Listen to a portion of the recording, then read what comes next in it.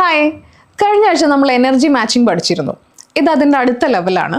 ശബ്ദം മാത്രമല്ല, നമ്മുടെ ശരീരഭാഷയും എങ്ങനെ മാച്ച് ചെയ്യാമെന്ന് നോക്കാം. നിങ്ങൾ എപ്പോഴെങ്കിലും ഒരു പുതിയ വ്യക്തിയെ പരിചയപ്പെടുമ്പോൾ പെട്ടെന്നൊരു കണക്ഷൻ തോന്നിയിട്ടുണ്ടോ?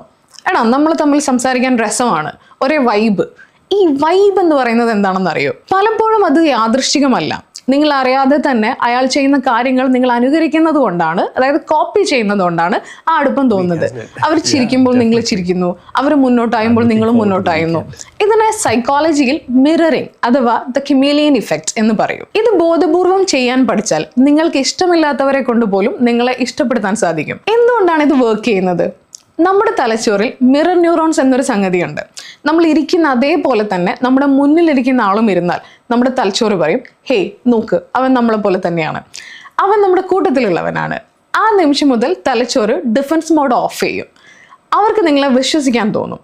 ഇത് വളരെ പവർഫുൾ ആയൊരു ടെക്നിക്കാണ്. സെയിൽസിലും ഇൻ്റർവ്യൂവിലും ഇത് അത്ഭുതങ്ങൾ സൃഷ്ടിക്കും. ഇതെങ്ങനെ പ്രാക്ടീസ് ചെയ്യാം? ഇതൊരു കുരങ്ങൻ കളിയാവരുത്. അതായത് മങ്കീസ് സീ മങ്കീസ് ഡു. വളരെ ശ്രദ്ധിച്ച് ചെയ്യണം. ഒന്നാമത്തത് പോസ്ചർ.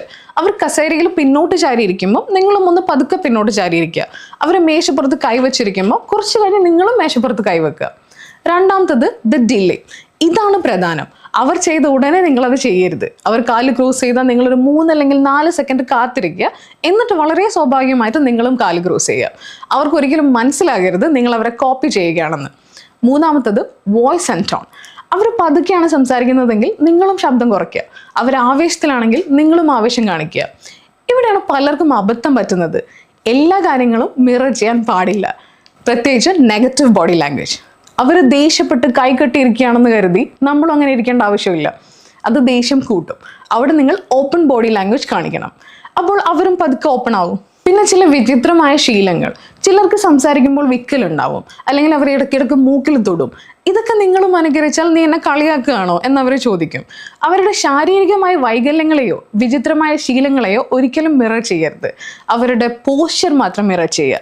അതുകൊണ്ട് അടുത്ത തവണ സംസാരിക്കുമ്പോൾ ശ്രദ്ധിക്കുക. ഇതൊരു ഡാൻസ് പോലെയാണ്. അവർ ലീഡ് ചെയ്യട്ടെ, നിങ്ങൾ അവരെ പിന്തുടരുക. അവർ നിങ്ങളെ ഇഷ്ടപ്പെടാൻ തുടങ്ങും. കാരണം എല്ലാവർക്കും അവരെ പോലെയുള്ളവരെയാണ് ഇഷ്ടം. ബൈ.